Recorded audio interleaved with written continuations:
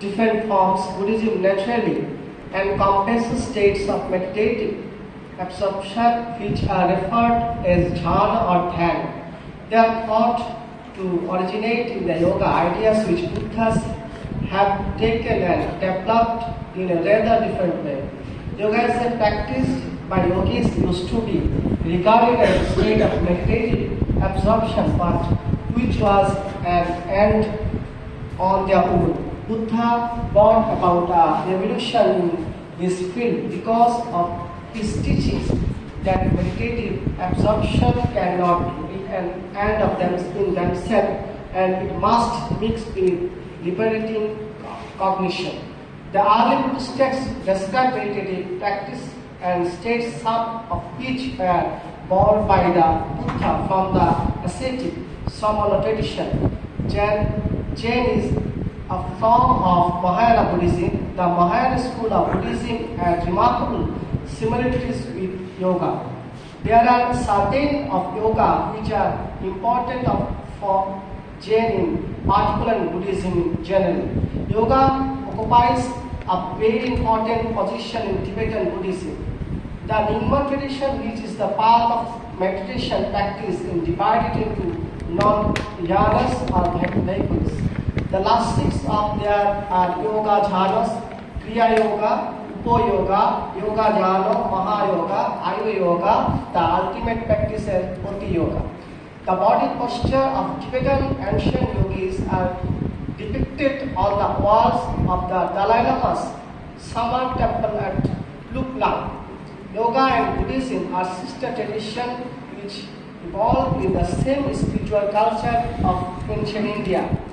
They use many similar terms and many similar practices and principles. As a result, many Western practitioners find it different to distinguish between these two. But at the same time, these two traditions have their differences which are equally important. Generally, the Hindu yoga tradition sought to absorb Buddhism into itself by making a fresh interpretation of the Buddha in the light of the Vedanta. Buddhism, on the other hand, upholds its separate identity by emphasizing its difference with Vedic theism or the Vedic recognition of the higher self. In logic text, we come across reputation of Buddhist teachings and at the same time reputations of yogis and Vedanta teachings, and at the same time reputations of yogic and Vedanta teachings are common in Buddhist texts. So both the connection and the difference of these two systems should be kept in mind in order to the justice to them. The Buddhist school, in spite of sharing many ideas with Vedic philosophy such as karma and rebirth, did not recognize the authority of the Vedas and diverge in a number of important Vedic concepts. Meditation is employed by all Buddhist schools, but specific yogic practice, pranayama and mantra, for instance, are added by some of them. Some Buddhists considers the Buddha as a great yogi possessing occult and psychic power. Buddhism is divided into two main categories, while these two are further divided to many varieties. The northern or Mahayana variety prevails in China, Japan, Tibet, South Korea, and adjacent countries. This type of Buddhism is most widely known in the world. Jain, Buddhist Tantra, Vajrayana, and Dzogchen are included in this type. The southern or Theravada tradition is found in South and South Asian countries like Sri Lanka, Myanmar, Thailand, Cambodia, etc. It is the Theravada tradition which is the old of the two. Tantric from the Mahayana tradition are breathing exercise, mantras, visualizations, and deities. Much like the yoga tradition, the Theravada tradition has less in common with yoga, in spite of using similar meditation and concentration method. The tradition is opposed to devotional worship and the use of deities such as occurs in yogic path. For instance, the use of mantra has often been criticized by Vipassana teachers.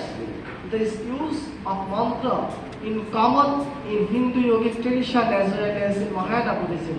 In reality, Tibetan Buddhism with its mantra, deities and yogic teachings has more similarities to Hindu. It is in its teaching than to many Buddhist schools. Buddhist scriptures, both Theravada and Mahayana, refutes the concept of Atman or Brahman, Ishvara, and the main tenets of yoga and Vedanta, which they consider as false doctrines. Many Vedanta, Shankara, and yoga texts contain reputations of Buddhist doctrines which are similarly regarded as untrue. Both Buddhism and yoga are meditations traditions designed to help and practitioners transcend karma and rebirth and realize the truth of consciousness. To them, suffering and impermanence are inherent in all but whether it is animal or God, and seek to get rid of it by developing in higher awareness.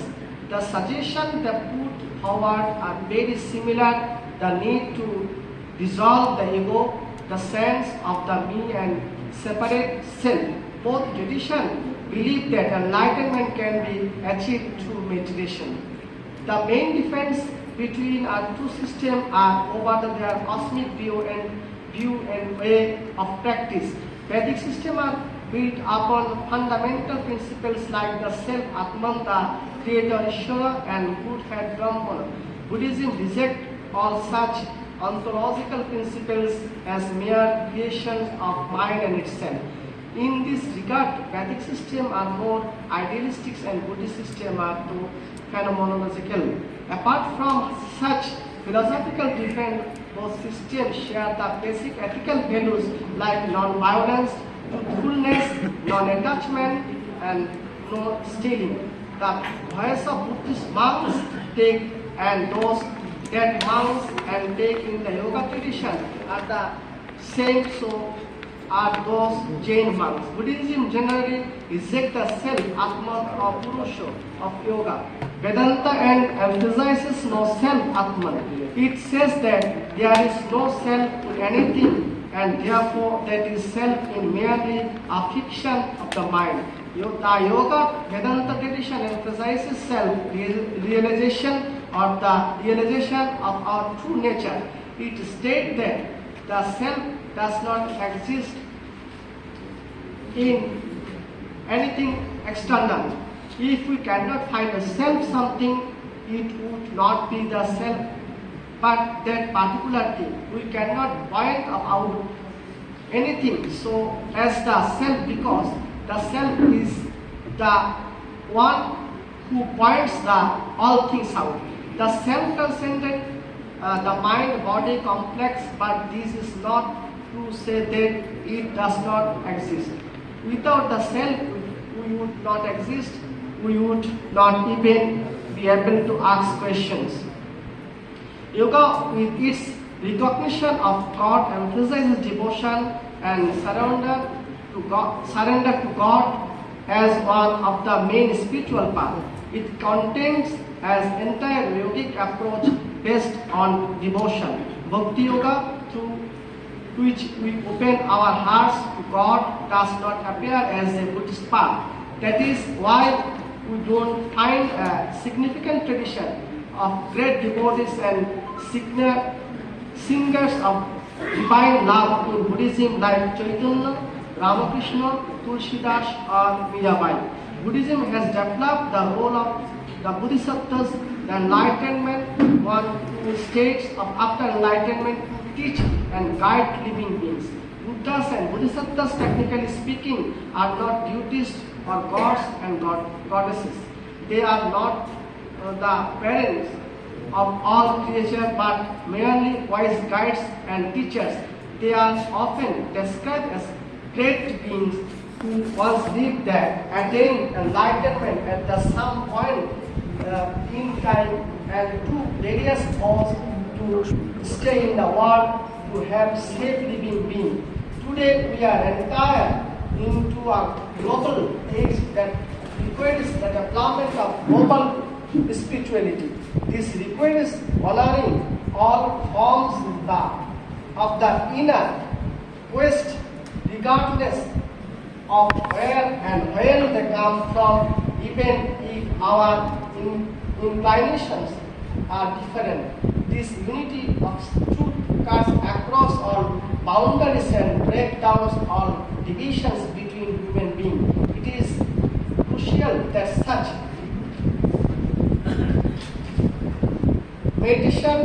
meditation traditions as yoga and Buddhism from a common front in light of the needs of the global area. All such two spiritual traditions as yoga and Buddhism from a common front in light of the needs global era. All such two spiritual traditions face many common enemies in the materialistic age. The common values of protecting the art, non-violence, recognition of the law of karma, and the practice of meditation are perhaps crucial ways to deliver as out of our present crisis. But in coming together, the diversity of teaching should be preserved. This means not only recognizing their unity but respecting their difference. Thank you.